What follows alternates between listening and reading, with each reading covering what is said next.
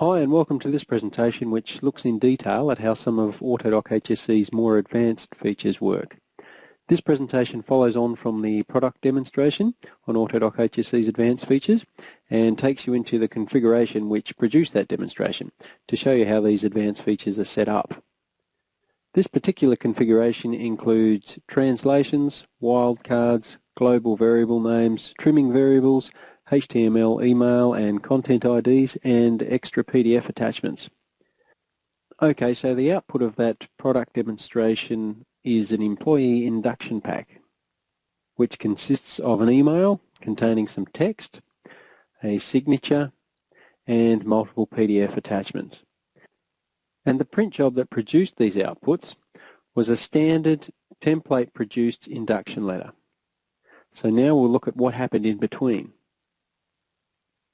First up, we ended up with an email which included text that wasn't part of the induction letter. So where did that text come from? Well, I have the text configured in Form 30 of AutoDoc HSE's email tab. So this is the text here. So this text is where this email text comes from. And you'll note I've coded this as an HTML email. Now while I've put the HTML code directly into this field, in the message text field here, I could also just create a separate HTML file and just specify that file here in this field. So you can see with a HTML email you have your usual formatting options available, like your styles, paragraphs and break elements, and down the bottom here I've actually used a content ID for an image source. So this tag here is what's giving us our logo down here in the email.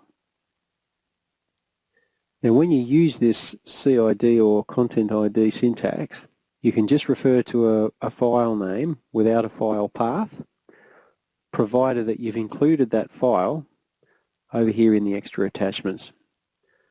So this is where we've actually specified the path. And you'll notice that when you do that, the email itself is rendered so that the image file isn't actually included as an attachment. We've only got PDF files up here. It's included as part of the body of the email itself. Now I also want to draw your attention to variable use.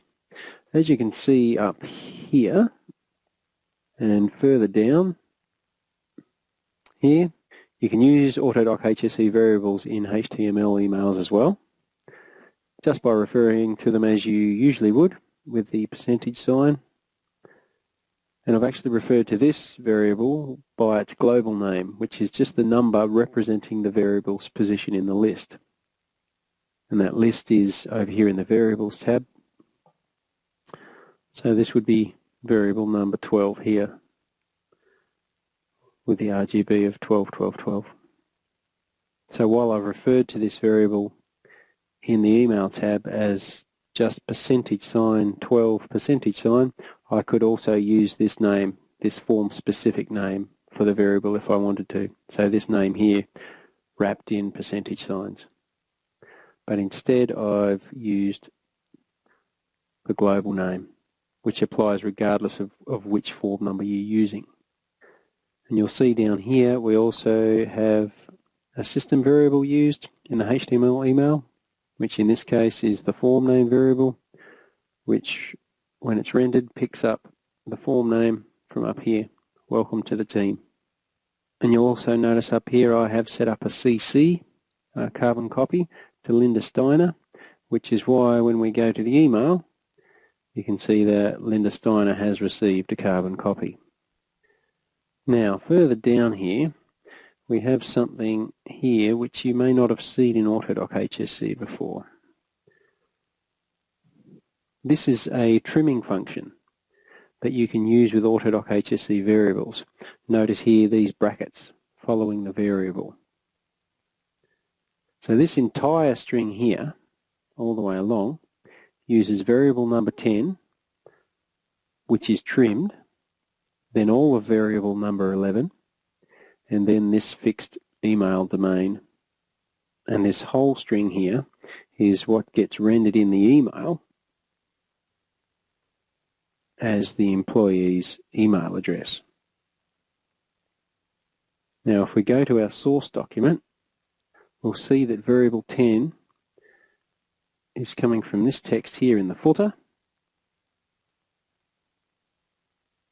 That's coded as 10, 10, 10, color values. And this surname makes up variable 11, coded in 11. So let's look at that trimming function again. This is how it works. The syntax of the function is like this. You refer to the variable that you want to trim by its global name. So that is, for example, you don't refer to it as employee surname or employee first name. You just refer to this one as 10 in the percentage signs, or this one as 11 in the percentage signs, or this one as 12 in the percentage signs. So you refer to the variable by its global name, and then in parenthesis after that you have an integer which represents the starting point of the string you want to use, followed by a comma, then a second integer which represents the end point of the string you want to use. And both of these positions are inclusive.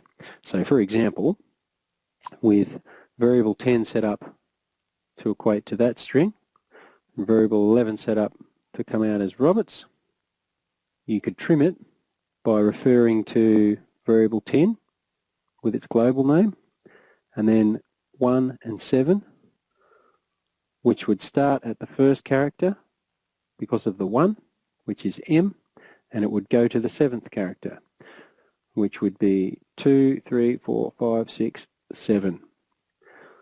So that would get rendered as the full name Marshall without the L. So variable 10 trimmed to 1, 7 is rendered that way. Similarly, you could start at number 5, which would start at the H, and go to number 7, which would give you just the HAL from the middle of the string there. Or variable 10 trimmed to 1, 1 would just give you the first letter, M. So this string, which is what we have in the email itself, gives us the first letter of the employee's first name, all of the employee's second name, and then the domain name of the email address.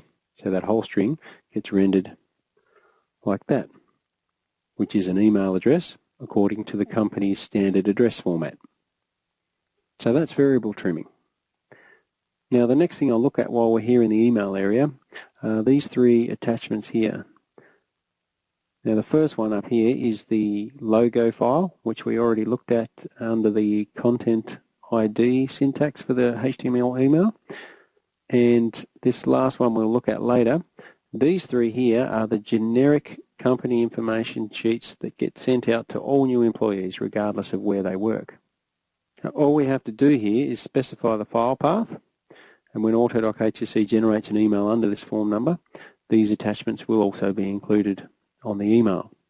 You can also make the extra files here merge into the source file itself by just clicking this checkbox on here. So with this checkbox checked, the resultant email would just have the source file here, but it would have all of these other attachments included in the source file as appended pages. Okay, that's all good, but we still haven't looked at how AutoDoc HSE knew to deliver the email under this particular form number 30. If we go back to the source document and highlight everything so we can see any hidden text, we'll see that there is an email command in here which AutoDoc HSE picks up, but there's no reference to form number 30 in the document anywhere. Now the reason it sends it under form number 30 is because I've set up a translation. If we go into AutoDoc HSE's translation view, which we can get to from here, you'll see that this first line is set up to translate to form number 30. What this is saying on this side is look for this particular text string in this particular color and treat it as though it were actually this text string in an AutoDoc command color. So the string it's looking for is, that's why we've put together this induction pack to help you settle in, and it's in RGB 151515. So if we go back to the source document, there's our string. That's why we've put together this induction pack to help you settle in. And if we check the font color, we'll see it's in 151515. So this text is being picked up as a translation, and it's saying treat it as though it were just the text 30 written in AutoDoc command color, so a hidden text of 30, which of course results in it being delivered under form number 30. Now note that I could just as easily have made this command an email address or a fax number if that's the output that I wanted it to produce. Okay, back to the output email. We still haven't looked at how it produced this particular department-specific PDF document for the new research and development employee. If we go to the folder where this document lives, here it is, we'll see that there's actually a departmental document for each of the 7 departments in the company. So how did AutoDoc know that this is the one it had to pick up for a research and development employee?